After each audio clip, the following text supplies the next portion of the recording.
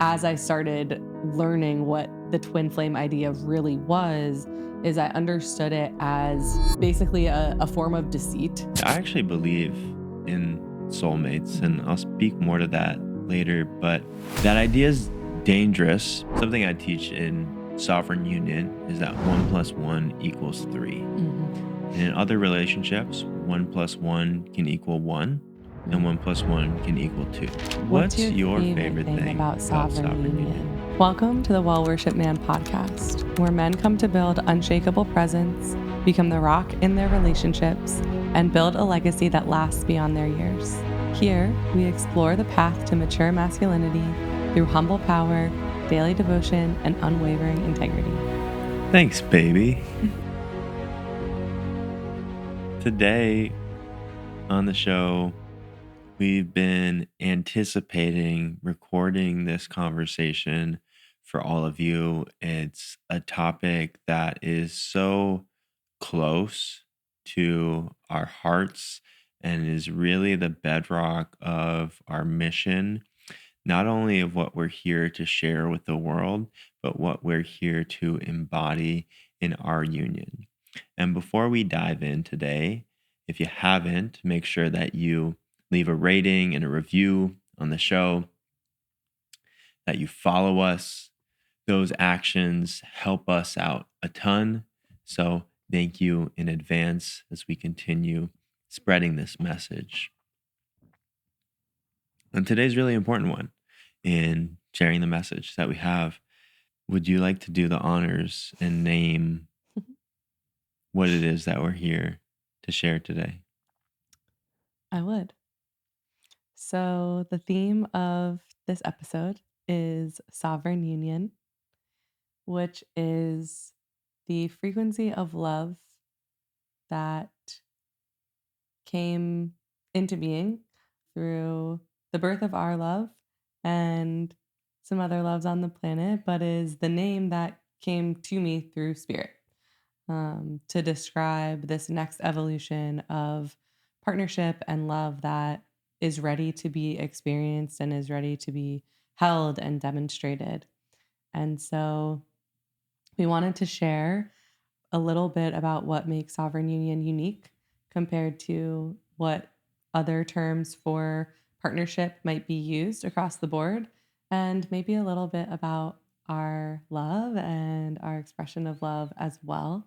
Yeah. Um, So let's start with some of the names for love and romantic partnership that have been used in pop culture and in the spaces of spirituality. So there's a few that come to mind that we'll touch on. There's twin flame, there's soulmate, and there is divine union. mhm. So will you tell us more about twin flame? Would love to. So, twin flame is a term that I heard about in probably like 2018, 2019. There is also a cult documentary on twin flames on Netflix. Shout out the cults.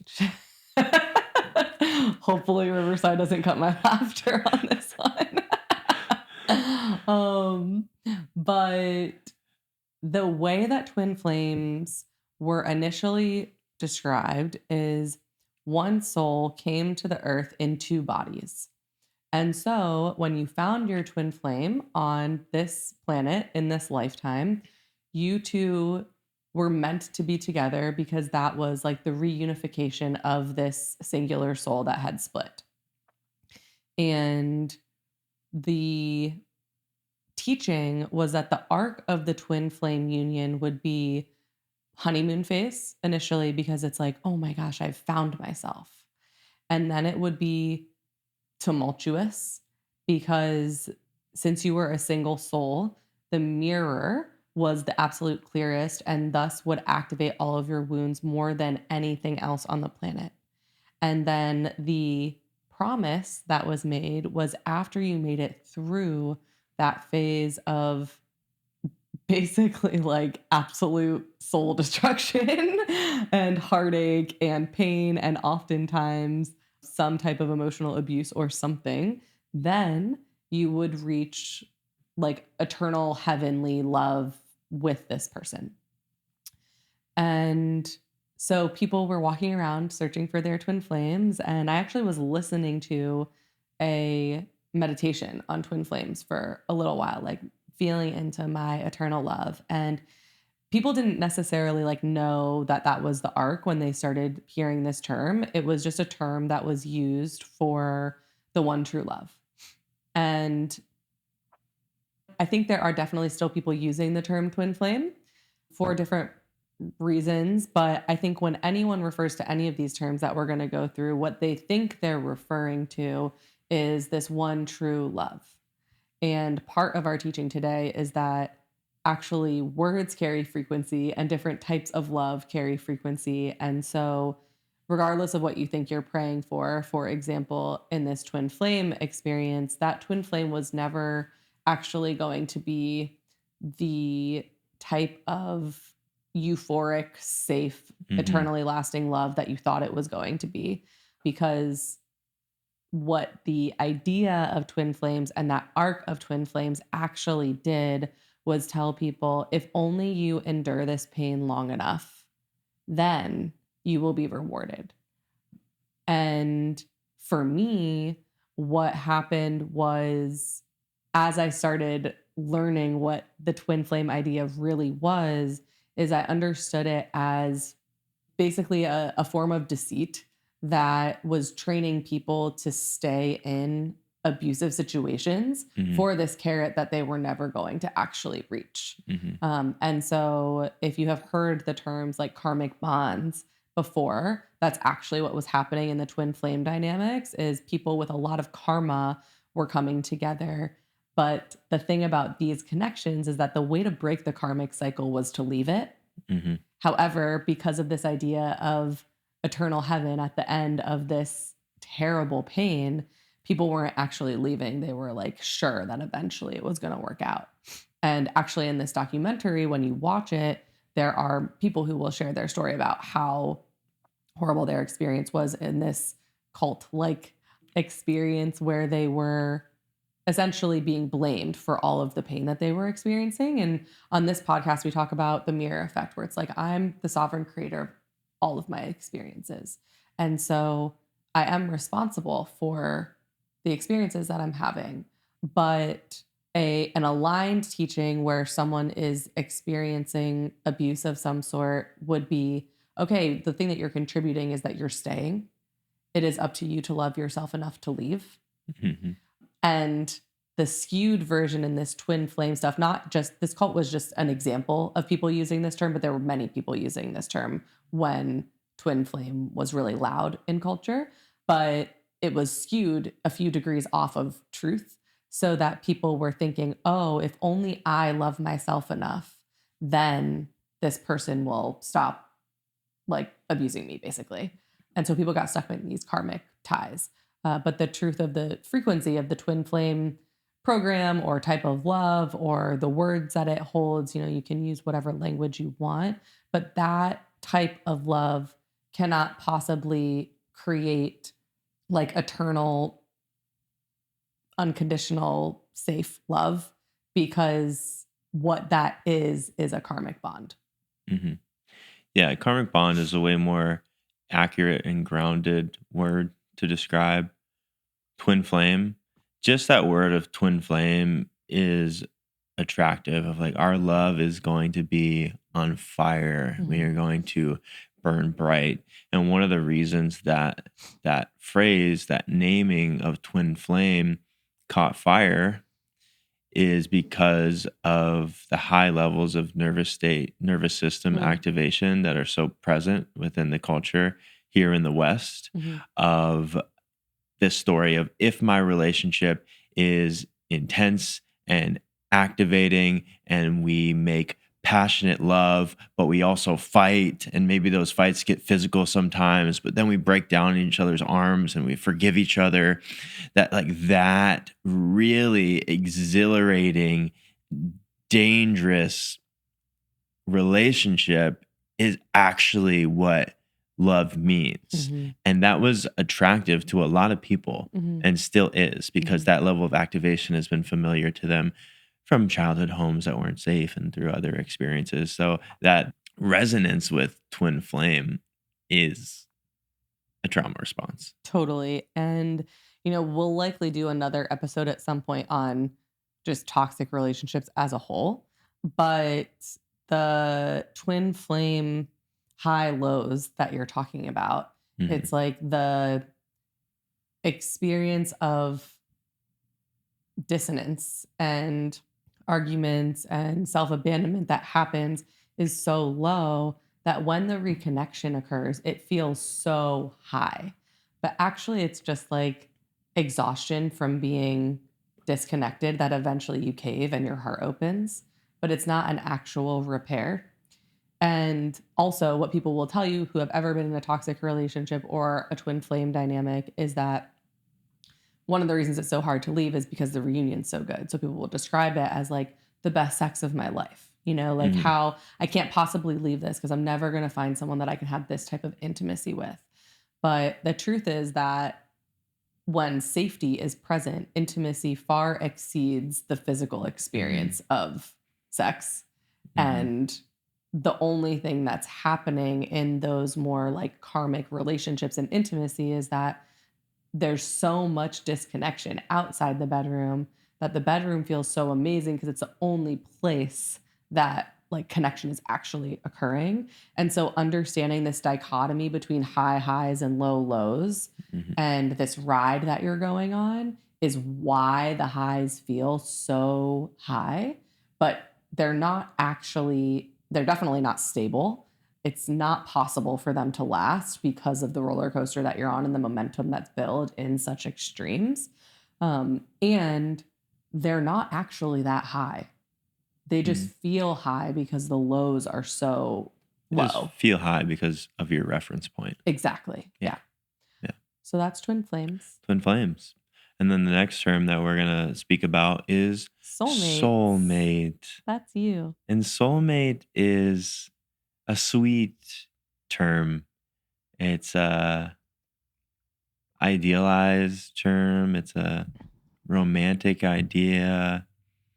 And I actually believe in soulmates, Mhm. and I'll speak more to that later. But where the concept of soulmate spins off base is this idea that there is one person ever in the world that is the person for me forever. Mhm. And that idea is dangerous because when someone subscribes to it, who is dating, who is looking for their person, is it's very exclusionary, because in their fantasy brain, it's going to be love at first sight is Mhm. the other.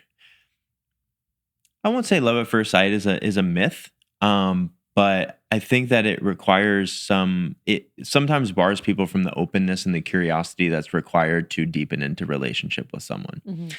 And so what happens when someone subscribes to the idea of soulmate is they go on a first date, and it was actually like a great date, but they didn't feel this level of activation, or they didn't get the somatic feedback or the emotional feedback that they have imagined is the indicator that this person is my soulmate. And Mhm. so they don't go on the second date. They don't entertain. They feel like they have no luck. They just can't find their person Mhm. because they have a limiting belief that 1 in 9 billion people on the planet is their soulmate. Mhm. The separation between like twin flame and soulmate is this idea in the twin flame dynamic that you were one soul split into two. And the miss in logic in that to me has always been the creator split and everything existed. Mhm. It's impossible for like a singular soul to be or half a soul to be more close to another person than another person because Mhm. we're all one. The twin flame explanation really like roots into this idea of separation Mhm. inherently. versus in Soulmate, it has a little more of this flair that like we were made for each other. Hmm. So it's kind of like a little bit better. Hmm. It's not so much about the separation or, yeah, it's not so much about the separation. Yeah. It's much more about the destiny. Yes. And the soul recognition that Mhm. happens in the moment that you encounter your soulmate. Mhm. And that's really dangerous, especially in men. I don't know about the female experience, but every man, myself included, in previous times, has seen a woman out in public and their heart races, Mhm. their face flushes, they feel this activation. And a man who's subscribing to this idea of soulmate is like, oh, like she like must be the one. Mhm. And all that is sexual activation Mhm. at a primal and biological level. You've deemed that woman to be a fantastic mate because of her physical appearance, the width of her hips, the size of her limbs, all of these primal biological indicators that men clock within zero point 0.5, 1 second of seeing a woman, the way she Mm. smells, Mm. right? And in my experiences where this has happened, sometimes I'll end up having a conversation with that woman. And oftentimes within 5 seconds of her speaking, I'm like, oh, okay, that was a ruse that my Mm. biology that was playing on me. And at the intellectual and then soul level, it's actually not it. Mhm. But when men identify that experience with soul recognition, one, they're setting themselves up to be very disappointed and let down if she doesn't return those feelings of like, oh, that was my one person and she Mm. doesn't like me back and like it's all over now. Mhm. It's like, no, you're just like in the game Mhm. still. Mhm. I heard before this idea of, besides the biology of sexual arousal, it being a signpost of like people we're meant to interact with. So not necessarily that Yeah, the arousal or attraction indicates the one, but if there's a charge between us, then maybe we have what I would call like a key for one another. totally. And maybe that key is just you realizing that it isn't all about physical Hmm. appearance. Or maybe that key is a couple of conversations down the road. So it's like you can acknowledge and follow the charge. It's just about not attaching so much meaning to that initial charge Yeah. and just following it as if it's a guidepost along the way, but Mhm. not like necessarily assigning the destination to it. It's actually really important that when men have that experience, they approach and have the conversation. Because without a conversation, what's happening is objectification. You're Mm. objectifying that woman Mhm. because of her physical experience. But what happens when you get up the courage to go speak to that woman is now you're having a conversation. You're not objectifying her, you're humanizing her and Mhm. seeing her as a real person. Mhm. And maybe that feeling is still there. Maybe it falls away completely. Or I have had the experience of what you're saying, of where I thought, like, oh, this is someone that I'm supposed to date. And then I have a conversation with them, and it's like, oh, no, actually, this person has opened up a lot of new opportunities for me that have nothing to do with sex or romance. Mhm. I love that explanation of following that to create humanity out of these Mhm. connections. It is so important and it feels very refreshing on my end as a female to hear that from you and to know that even just that is like going out on this podcast, you know? There are a lot of challenges that exist in the world because of objectification based on sexuality, you know, and Yeah. connecting in humanity besides all of this love stuff that we're talking about, that is just so important. Yeah. The lack of courage that men have to approach women that they've deemed extremely physically attractive creates much larger problems than him having to live in the what if I had Mhm, approached that woman. mhm, A lot of the times it breeds resentment for women that dress a certain way or feel really good in their bodies because men are like, oh, like she's thinks she's better than me. It's like mm, you've never talked to her, yeah, you know? And at the individual level, making the approach, one, you don't have to live with that what if anymore. You're like, oh, Mhm. I talked to her and it wasn't a vibe. I talked to her and I could tell that she wasn't interested in me romantically. Or I talked to her and the vibes were great. And Mhm. we're actually going to go get dinner next Friday. You Mhm. know, you don't have to live in that uncertain space, because in that uncertain space, the disease that's alive among some men today grows. That Mhm. disease of the incels and the this is women's fault and I just can't find someone for me. Mhm. No, you actually have to like go. Yeah. Yeah. Which, also links to what you were talking about with this soulmate term of like believing that there's only one. And then if the Hmm. one that I like doesn't like me, then, but at some point it's just a numbers game. How many people am I Totally. interacting with? Like someone is going to like me if I interact with enough people. Yeah. But this fear of rejection is rampant. Hmm. We have a master class on from rejected to respected. Maybe we can link it. But as far as soulmates go, you've mentioned on a previous podcast that there can be many soulmates. And Yeah. so this idea of soul recognition, I think, does exist. And Hmm. differentiating what sexual activation versus soul recognition feels like Hmm. is really important, because I have had many experiences for friends and lovers and family members Totally. where I know them differently than I know other people. Hmm. So, what is your experience with this soul recognition, soulmate process? Yeah. And yeah. Yeah, soul recognition, you're right. It's like I've had soul recognition with soul brothers and soul sisters and also romantic partners. And that soul recognition isn't always I'm going to fall in love with this person. That soul recognition is this person is going to provide opportunities for my soul development or my spiritual development, whether that's in things that they're going to teach you directly, people that they're going to introduce you to, opportunities that are going to open to you because you know this person. That's soul recognition, and follow it, Mhm. you know? And then the flip on the soulmate term that I have is that there isn't just one soulmate that we'll have throughout our lives. And when I say soulmate, I am talking about a romantic partner.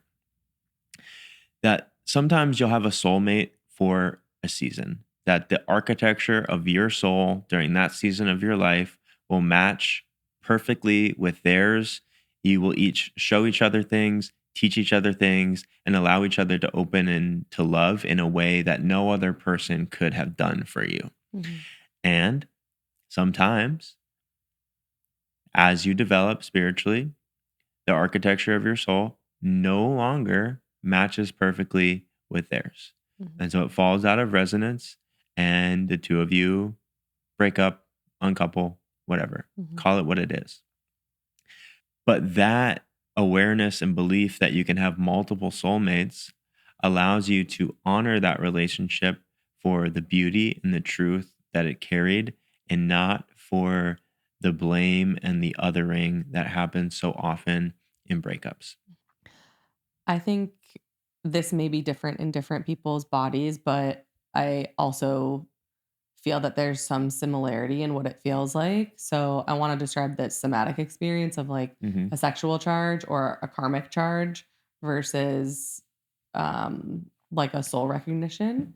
And so that sexual charge that you're talking about is like this instant allure. Hmm. It's like a rising of all of the energy. You probably feel some activation around your genital area. And there, for men, there's like a desire to pursue or sort Yeah, of. you're like your lips are pulling back, you're like snarling, you're salivating. Yeah. Yeah. And then the more karmic or twin flame recognition is very attached and very fear based. It's like, if I don't have this, then I will die. Like, I cannot survive without this. I am less of me without this. I am incomplete without this person, because of the teaching in that type of love or connection, that it's you are one split into two. So it is on a cellular level feeling like, if I don't get that person, or if I can't get this person back, or if we don't stay together, like there will be complete destruction of myself because I literally cannot survive without Mhm. them. Very, very attachment based. Mhm. And then the soulmate experience or the soul recognition experience, to me in my body, it's like rather than feeling like I want or I desire like those Mhm. other two, it feels much more like truth. Like Mhm. just a clear, like I saw the person or I heard them speak, and it's like, oh, we just are going to be in connection.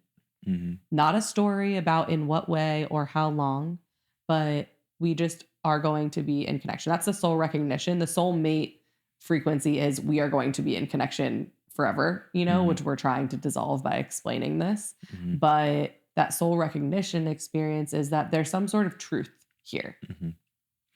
Yeah, that karmic experience is grabby, it's needy, and that soul recognition experience for me, if the karmic experience is like getting a Gatorade cooler dumped on your head, then the soul recognition experience is like a slow drip, Mm, mhm, like an IV. mhm. Yeah. So then our third term is divine union. Mhm. And I think we've both seen a lot of posts about this over time, lots of conversations, probably like in the past 5 years. Twin Flames came out like a bit longer ago into the mass consciousness. But Divine Union is more of a probably past 5 year, it really caught fire. So I'm wondering what your understanding of when people use the term divine union or what you've noticed about that. Yeah. I think divine union is unique from the other two terms that we've mentioned because it really started to call in this conversation of masculine and feminine energies Mhm. and is heavy in the spiritual community. Mhm. So I think the shadow side of it is that it's been hyper spiritualized, and it's like the only people that use divine union are people that are wearing wide brim hats and flowy kimonos, and God bless them. We love them. But I think that kind of diluted the strength of what was meant to be carried within the code of divine union. Mhm.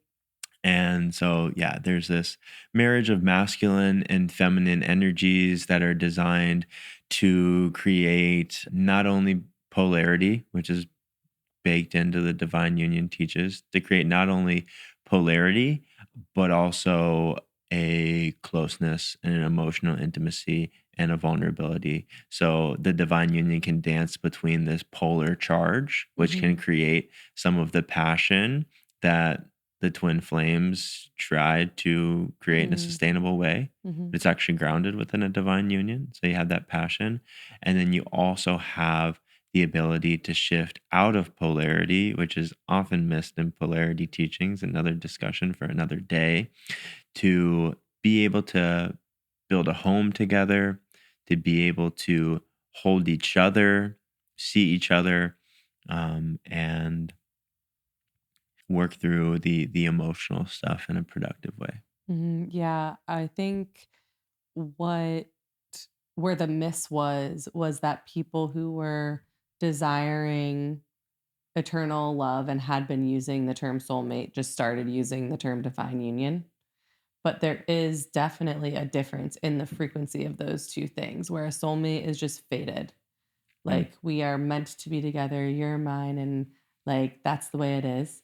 Where divine union really brings much more connection to divinity mhm, into its frequency. It's like, yes, there is some sort of divine timing and fate here, but it is through our connection to spirit that we are in connection. yeah. And because of that, it just is more stable to your point than like twin flame or soulmate because there is an innate connection to spirit or universe or something of some sort within its language. Mhm, Uh, Also, the understanding that relationship is a path to evolution was titrated into the term divine union, though I think because it got so diluted, isn't fully understood. Like people are desiring divine union, but not necessarily knowing what relationship as a path to evolution Yeah. means. And so there's some confusion in that term of, oh, I want this thing that I'm seeing other people talk about, and yet I am relying on God and the union itself to do all of the work.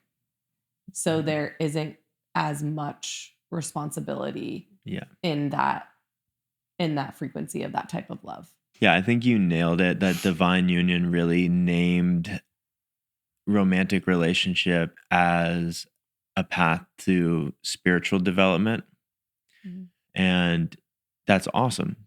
But you also named this passivity that can exist of I've named this as divine union. I have a relationship with God, and now God is going to lead this relationship without me acknowledging my role on this spiritual path to stay open when I want to close, to stay grounded when my conditioning tells me to flee, to die every death in this relationship, and to really face the darkness. Mhm. Yeah. So I mentioned when I was talking about divine union that it relies upon divinity and the union itself for everything. And so something that feels very sacred about the term sovereign union is it requires sovereignty. Mhm. And when we spoke about this before, I had shared, I feel some hesitancy in even sharing this term because I fear that it will become diluted the way that divine union did. Mhm. And so I share this term and we share this term with the offering that it isn't to me overused. It can be looked upon as a guidepost for what we desire all of our loves to be, and it isn't to be placed on every relationship that exists as the label of what the relationship is just because it feels like love in that moment. So sovereign union requires that there is this order of operations, like we have talked Mhm. about before, where it's spirit first, and then me and my sovereignty, and then us. Mhm. And without my connection to spirit, everything falls. Mhm. And without my sovereignty, the union is destined to fail because my boundaries become enmeshed with the union itself. Mhm. Whereas sovereign union requires these three parts: me, you, and the relationship. And even though there have been teachings about that in past iterations of union, sovereign union is the only one that, based on the words and the frequency used, Mhm. requires it. Mhm. Yeah. Something I teach in sovereign union is that 1 plus 1 equals 3. Mhm. And in other relationships, 1 plus 1 can equal 1, and Mm. 1 plus 1 can equal 2. And 1 plus 1 equaling 1 is enmeshment, it's codependency, it's being anxiously attached, it's people pleasing. And 1 plus 1 equals 2. So 1 plus 1 equals 1 is you lose yourself, and the one that exists is just the relationship. And then 1 plus 1 equals 2 is there's two individuals in the relationship, and the parts are not greater than the whole. So there's a fierce independence still there. There is some anxious attachment sometimes. There is an unwillingness to be truly emotionally intimate. There's fear around becoming enmeshed or losing oneself. And so the result is that you remain separate. Mhm. And then there's 1 plus 1 equals 3, is that in the coming together of two individuals, something greater occurs. And I would even say, even in this moment, that 1 plus 1 equals 3 is kind of a divine union code.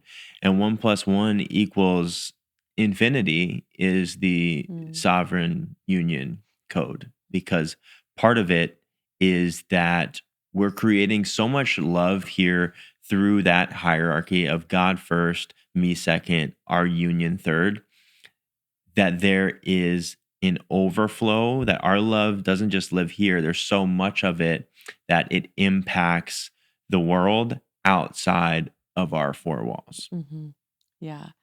As you are talking about this, I'm thinking about impact. And obviously, we have the work that we do together that is impact, which I guess I'll go into this first. Part of sovereign union is definitely co creation. Mhm. So, co creation of the partnership and of life together, but also of impact, and that might be impact on neighborhood, impact on the world, impact on whatever you guys are creating. But there is not just creation of babies together, which, some unions may or may not Mhm. have the physical output in that way of another human, but there is creation of something because of this overflow. And if there isn't creation of something together, then that is limiting to me, that inherently wouldn't be this sovereign union frequency, because the frequency of that type of love begets life. But I was also thinking there is a way that this expression of love elevates every space that it enters. And we just got done visiting my family. And I was thinking about the way that I was able to show up so much better during this visit compared to any visit prior. And of course, that's because of all of the work that I've done. But it also, without a doubt, has to do with the fact that you were there with me. And that feels like a really important piece of this type of union. It's like every space is elevated because of the presence of this union. Mhm. And it is elevating of my expression as my own human. It's elevating of your expression as your own human, but also everyone that interacts with us is better for it. Mhm. And, this is a great intention to have for any human as an individual, but by default of what this type of love in sovereign union is, that is what exists, Mhm. is that elevation of anyone in its presence. Yeah. I'm thinking of how the world receives and responds to a sovereign union. Mm, Of there are lots of relationships where you'll see the two of them and you'll say, they are so great together. mm, In a sovereign union, it's Jessica is a queen. She's serving the world in a big way. She's so kind. I always feel so grateful to be in her presence. Isaac is so powerful. He speaks with such authority. He lives in such integrity that it's an inspiration to me. mhm, And the two of them together, the way that they interact and are so deeply in love is something that I want for myself and for my family. mhm, So it's not just a recognition of the union and them being good together and cute and working together nicely. It's a recognition of each individual doing big things and massive service, and the two of them in the midst of that being able to hold, contribute, and prioritize to the relationship. So standing alone, each person is impacting their community, their world, their close circle, and together they're an example for love. mhm. You mentioned in this explanation service. Hmm. And when we were trying to dialogue about what is inherently held in the frequency of a sovereign union, service has always been a part of that. Hmm. And we teach this anyways to all the men we work with, that, healthy leadership is a life of service, not what can I get, but how can I serve. But also then, because there's healthy leadership in the sovereign union, there is service. How can we serve the world? How can we serve each other also? And in the explanation of, you and me and then the union, this creation of how to serve, be in service to life itself feels really important, because there are many ways that that can be expressed. Hmm. It's service to the world around us. It is service to the children that we'll have one day. It is service to our families and our communities and Mother Earth and Spirit. And then also it's service to each other.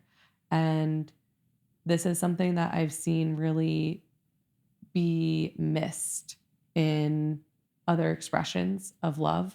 I think there are probably some expressions of where people tap into divine union and it is there for a time, but it doesn't feel like it sticks there versus sovereign union really calls people into it as a practice. It's like, how can I serve your betterment today? How can I Mhm. serve your own sense of like godliness today, you Mhm. know? And it's not at a loss of myself. It's not like I'm serving you and abandoning myself. It's like spirit is channeling through me. So there is an abundance of love that I have to offer you. And by Mhm. way of that spirit channeling through me and also of my sovereignty of my own expression, I can serve you without abandoning myself. Mhm. You know, it is just a natural part of it. And then likewise in the opposite side, you know, there is okay, how can I be of service to Jessica? You know, how can I make her life easier and how can I hold her in these moments where she's so tender and all of these things without it being depleting for you. Mhm. And that feels like something that's linked to the evolution that's experienced in sovereign union. You know, it's not like you have to have all of these characteristics 100% tapped and perfect in order to have sovereign union, but it's that the frequency of sovereign union calls you into these spaces deeper and deeper and deeper, you know, sovereignty, union, service, Yeah. connection to spirit, all of these things. Yeah. And if I serve you or attempt to serve you by abandoning myself or depleting myself, it's not really service Mhm. because I am eroding the union. Right. No, not that you do this, but you not taking care of yourself or letting your health slip or me letting my health slip is it's not going to happen within Mhm. a sovereign union because my responsibility for myself is greater than just me because I am a part of our union that isn't just between you and me, it's a relationship with the world because we are living in service. So Mhm. that level of self responsibility of walking that narrow path, of staying on that razor's edge of integrity is the only way that love can flourish here. Mhm. And I must serve you in a way where I feel not like I'm doing it for you, even like I'm doing it for us. Mhm. Yeah. We mentioned this a little bit on the breakup podcast, but this unwinding this teaching that I have to be perfect before experiencing love is important. And that seems to be where the collective is. It's like, I am deserving of love right now, which is true. But being worthy and deserving of love is different from being aligned to a certain frequency. Mhm. And there are different layers of love, like an onion. You know, the love can be true.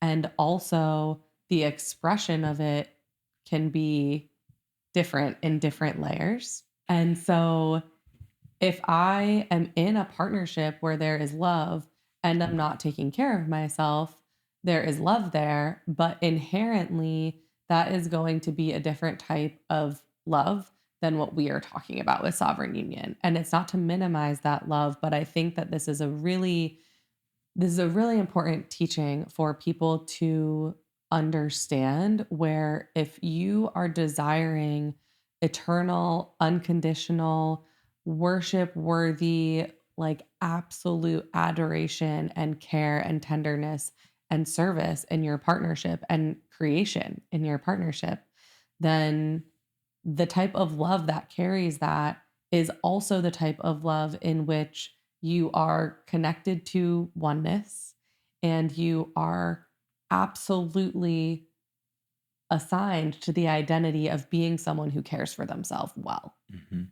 And it's okay if it's imperfect. I'm still learning all the time how to care for myself better. And there is absolutely nothing that would stop me from caring for myself well. Mhm. Like it may wax and wane in different phases of life, but it is always my intention every single day to care for myself as well as possible. And like there are practices and tools and foundational ways of my life that just can't be impacted based on the state of the world or the state of my partnership Mhm. because it's spirit and then me and then everything else. Mhm. And so you don't have to achieve anything to be worthy of love. And you need to be honest with yourself about like the type of love that you're desiring and what version of you matches that type of love. Mhm. Yeah. And that energy of the sovereign union will carry you even Mhm. in those days where I don't want to care for myself or I want to slip or I want to self sabotage. Mhm. It's like, it's not just about me. Right. It's about I have a duty and we have a mission that we're here to carry out. And we have one human lifetime to do it. And it also carries us in times of rupture and disconnection. It's Mhm. like no matter how challenging it gets or how big the unpleasant emotions get, both of us are grounded into the truth that this is it. Mhm. Repair is a really important part of sovereign union. And there are ways that we are able to repair that no other partnership I've ever been in before was capable of. And so I'm curious about your perspective on, you know, what types of things contribute to the ability to repair in a sovereign union. But what feels most true to me is that actually, now that I've experienced true repair, no other partnership was ever achieving true Hmm. repair. Everything was always looping. Hmm. Yeah, I agree with you. And that I didn't really know what the completion of a rupture and repair cycle was until our relationship. It's like in past relationships, we would get close or we would skim off the surface and be like, okay, like we're good. Mhm. But, you and I will stay in it with a level of devotion that is often painful until we do reach like true completion and whatever's been in the field interrupting our connection is gone Mhm. and we can actually return into like full joyous celebrationary connection. Yeah. It is it is never the apology that creates repair. It is always the purity of the energetic field, which is unique to this teaching and this, foundational ethos that you and I have of like every crumb matters. Hmm. Like there is not a crumb left on our floor without us wiping it up and looking at it and being honest with each other about it. And there Hmm. have been times where we have had conversations where I think one or the other of us is like, okay, like that's enough. I'm complete. And Hmm. that in other partnerships, for me at least, would have been the end. And then it's like, okay, that's the end. But then 2 months later, we're having the same conversation. But in our partnership, until both of us is like, no, the air, like literally the air is breathing clean. Hmm. We are complete, Hmm. and our polarity is back, our intimacy is back, our joy, our laughter is back. Like everything is done. And it's not because we are tired of talking about this, it's because Hmm. actually the entire field is Yeah. clear. And sovereign union makes the importance of a clear field mandatory. Hmm. If we are here to be of service, anything that comes through us while there's a distortion in our field is also going to be distorted and Hmm. not received well. Hmm. It's like we won't record this podcast while there's a crumb in our field, especially the ones just between you and I that Hmm. we schedule on our own accord when we're not having a scheduled guest. Yeah. And our sensitivity to, if there is a crumb, if there is something in our field, is so highly attuned, and not only attuned, but urgent. Mhm. You know, if we feel it, we speak it, Mhm. and we do that because it's our responsibility, because we are of service, because we are platformed, that we only want the full power and force and demonstration of sovereign union to be received. Mhm. And the work that we do behind the curtain in privacy when there is disconnection is for us. And what we learn there is for you all listening, but we share from the scar and not from the wound. Mhm. And that is not to keep secrets, but it is to maintain sacred privacy. There's also in a sovereign union, when you're serving or in front of the world, it's important to understand what's private to the union, like what's sacred, like what do you want to keep for yourself? Mhm. There is something that's coming up about the difference between like divine union and sovereign union in this repair process. Because in divine union, because it's a divinely orchestrated union, there is a level of importance placed on the union that in dissonance is really easy to let it take precedence over my individuality Mhm. versus in sovereign union, sovereignty is first. So I'm never going to say everything is okay just to keep the union if I'm uncomfortable. Mhm. This is why every crumb matters. Even if everyone else in the world would tell me that this isn't a big deal, if in my heart and my body and my inner child, my mind, whatever feels that it's important, then it's a discussion. Mhm. And there's never a time where you're telling me that something is silly or that I shouldn't be upset about something. And vice versa is true, though it happens less on the other end, you know? But it's like if something is important to you, it is important to me. And this fear that most people have in their unions of, well, if I say this, then there's risk of loss is completely dissolved in the sovereign union frequency because the only way I get to keep the union in the sovereign union frequency is if I am fully 100% completely sovereign and authentic. It is a requirement. Mhm. And so it is actually in the not telling that I'm more at risk of losing the Totally. union than in the telling. Yeah. Me keeping something to myself that I see as a crumb is betraying our relationship. Me saying everything's good when everything's not good is betraying the relationship. It's not Mhm. protecting Yeah. the relationship.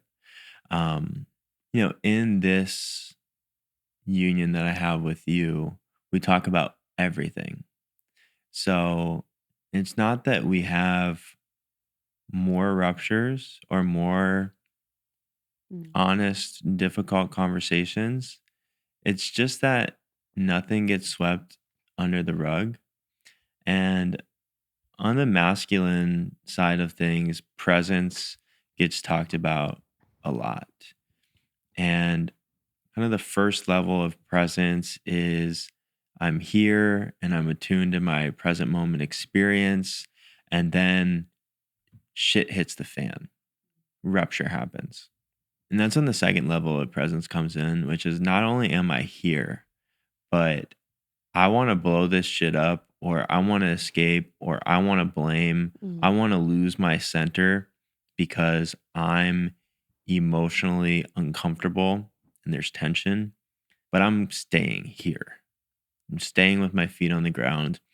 I will stay here for 2 hours, 3 hours while we get ourselves into a place where repair, connection, seeing beyond our emotions, our programming, our the stories we tell ourselves until we can see beyond that. Like I'm gonna like just stay here. Mhm. And that is an act of love. And Mhm. that doesn't just exist in our partnership. It exists in this larger mission that we're on Mhm. of, okay, it's been 2 months in a row where my expenses have been more than my income, you Mhm. know? And that was an experience that I had this past year, but I'm going to stay. There's this emotional tension being poked, but I'm going to stay. And so that presence on mission and in union is something that's required from both sides Mhm. within sovereign union, but the man is the leader in that regard. Mhm. There is a lot in twin flame. I don't know that you would call it literature, but information content that talks about the runner chaser dynamic. And even in polarity work, they'll talk about, pursuer, receiver. Hmm. And if someone's always running and someone's always chasing, then the relationship's forever at risk. And people like that sensation of pursuit and they like the sensation of being pursued. And that's great. Like we get to pursue each other for the rest of our lives as far as our devotional practices go. And there is less activation because there's secure attachment here. And that's something that really doesn't exist in a lot of other places. And what I can share about my experience is, my default, except for in the toxic karmic relationships where I was so anxiously attached that I was the one gripping. More recently, after I processed anxious attachment, I realized actually I was the one running. And so there's always been this back door open in partnerships that I've had where it's like, okay, well, if it doesn't work out and one of us wants to leave, then we'll just love each other and let it happen.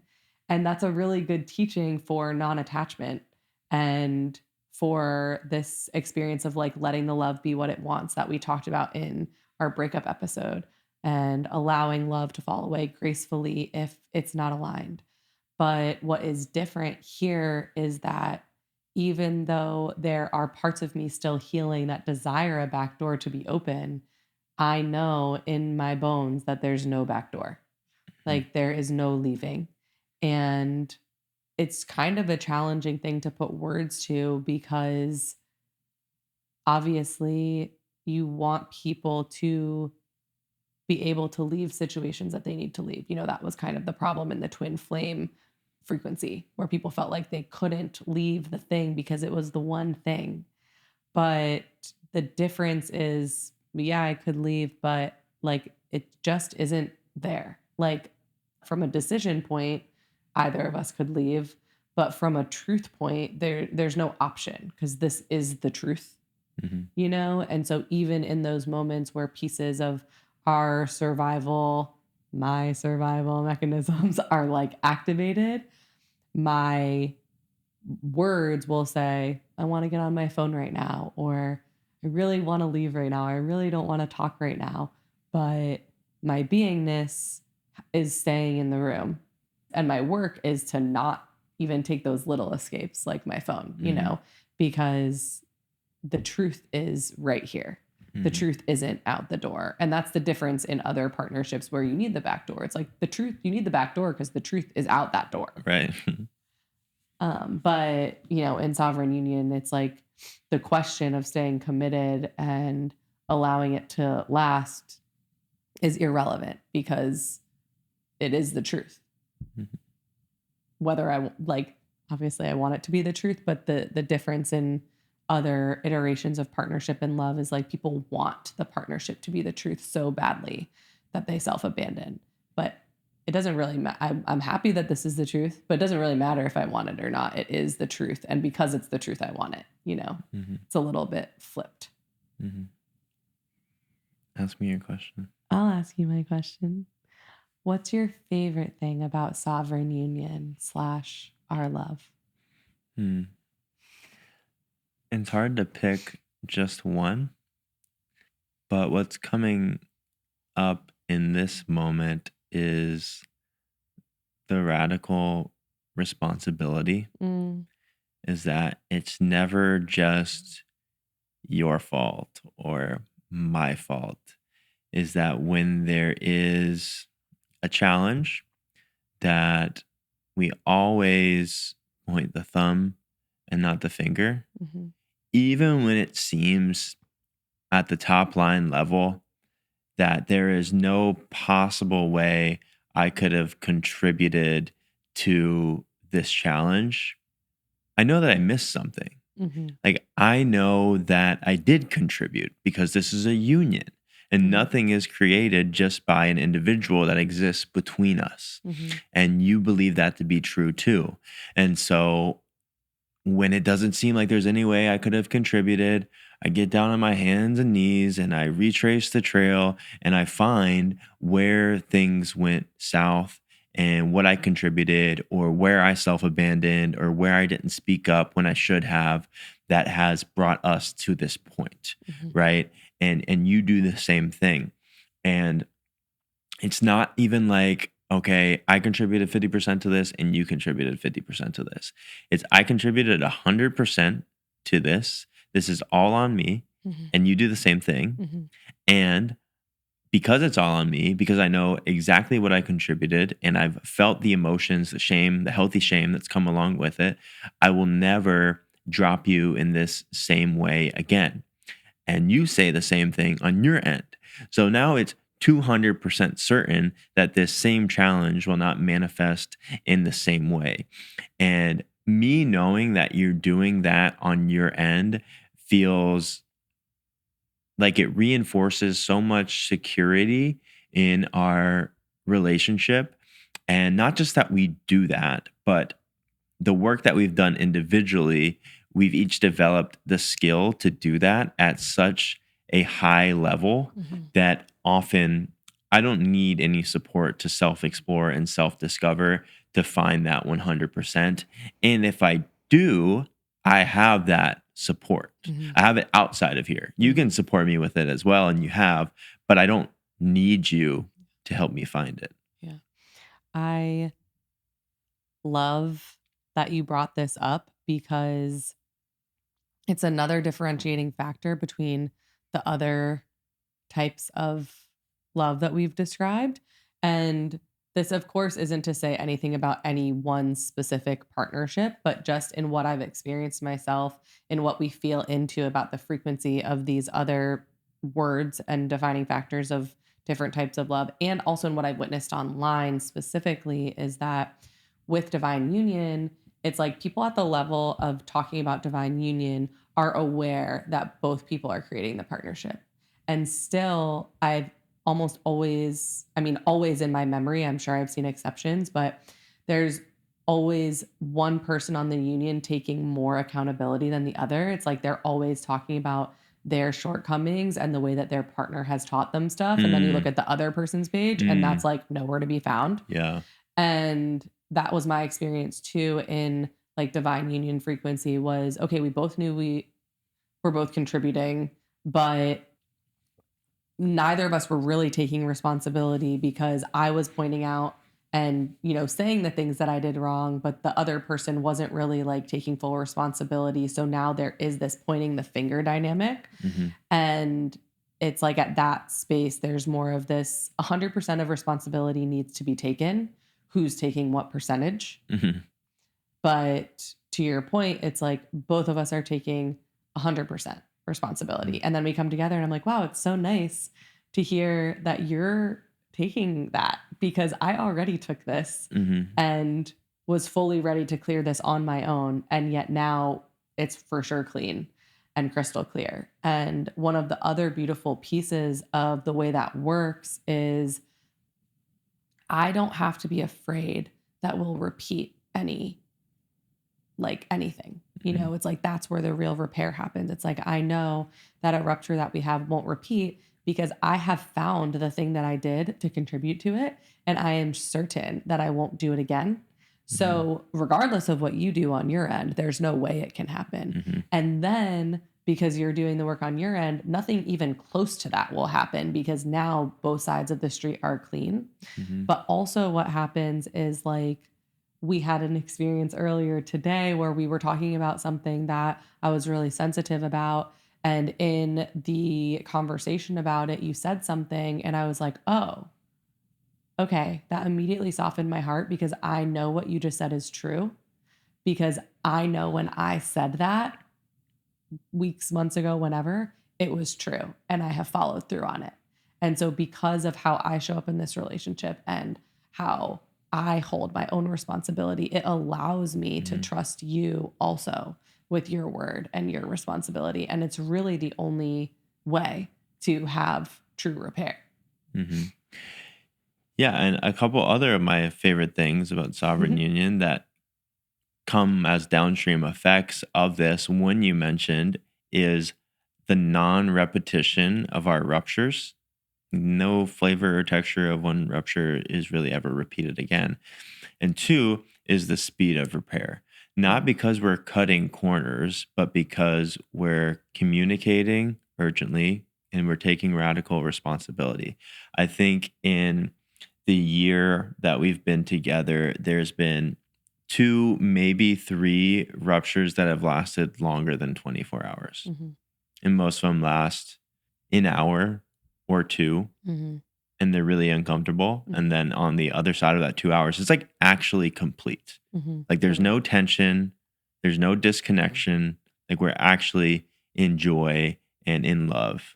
Yeah, and I will say for those couple that have lasted longer, it is y I don't know what it feels like to you, but to me, it feels like it's mostly because my nervous system is catching up to what safety feels like, Mhm. and we are just creating this like, it's not an effect of our union. It's like my nervous system just actually needs time to know and remember that Mhm. this is not what the other things were, Mhm. and so there's just space for that. Mhm. I just want to say, I've been in a previous relationship where there were no problems, Mm. no issues. And that was incredibly unhealthy because what we thought was a problem free relationship was actually a relationship full of problems that we just shoved underneath the rug. Mhm, mhm. Yeah. What's your favorite thing about Sovereign Union? I agree, it's hard to pick. I just love it here. But something that was coming to mind is the ability for us to have both safety and passion and play. Hmm. And that is unique. You know, I've been in relationships that were highly passionate, but really had like negative levels of safety. And I have been in relationships that were fairly safe and had good intimacy, but didn't really have like the level of passion that I was desiring. And it feels like the collective is going through this same thing that I don't know if that was oh, that was the breakup podcast also. If you haven't listened to that episode, go back and listen to it because it's great. But we were talking about being able to accept a paradox, two sides of the same coin. And it's like when people start to break free from their trauma responses and their like affinity for intensity, they start to come home to safety and remember safety. And then they're wondering where that passion went. And there is this real grieving phase I think a lot of people go through of like, oh, well, this is safe and this person's kind to me and they're nice to me and they support me. So this must be it. But really, that's just a pendulum swing from the lack of emotional, physical, whatever safety. From bad boy to nice guy. Exactly. And there is a balance point where you get to have both passion and safety. And, you know, one of the things, so that's a thing that I love. And it feels linked to this thing we've talked about from the beginning of like anything that I ever want to experience, I can experience here. Hmm. Like if I am ever desiring something outside the partnership, it is probably first of all because there's a crumb. So let's do that first, you know. And then if there is an experience I'm desiring and there's no crumbs, it's like I really trust our love to be able to create whatever we want and to be able to express all parts of you and all parts of me here. And so the ability to have both like that full spectrum of safety and passion and everything in between allows all of our individual archetypes from like primality to king and queen to like temptress or whatever, like to all be expressed and like more to come for the rest of our life. That there isn't, circling back to the back door, there isn't this question mark in my mind of like, do I need a back door in case there's an aspect of my evolution that you can't unlock? It's like, I know you can unlock everything for my evolution that I need to be unlocked in union because of our ability to like play into all of these pieces of ourselves here. So that's one of the things I like. Hell yeah. I love it here too. A little journal exercise of maybe thinking of partnerships or loverships in your own life that fall into these categories. Hmm. Also, even like movie characters, if you don't have a lot of examples of relationships, there are plenty. There's not so much that I've seen. If you find something, let me know. Sovereign union in movies. Hmm. It mostly falls into like soulmate or twin flame vibes. Lots of those in movies. Lots of those. But like thinking of, movie characters, your own past partnerships that you've witnessed in life that fall into these categories, and doing some reflecting on like, what do those look like? And if I'm being, or if you are all being honest with yourself, which bucket of style of love have you been dumping energy into? Hmm. And if you like it there, that's your choice, stay there. Yeah. But if you want to start dumping energy into a different bucket, then what is it going to take to do that? Yeah. Something I'll add, I mentioned earlier in the podcast that a hallmark of sovereign union is the world responds not just to the union, oh, they're so good together, but also to each individual. So it's like, how do you want the world to respond to you when you're in your sovereign union? And how do you want the world to respond to the union and the energy that you bring when the two of you enter a room? And that's whether you're in partnership or not.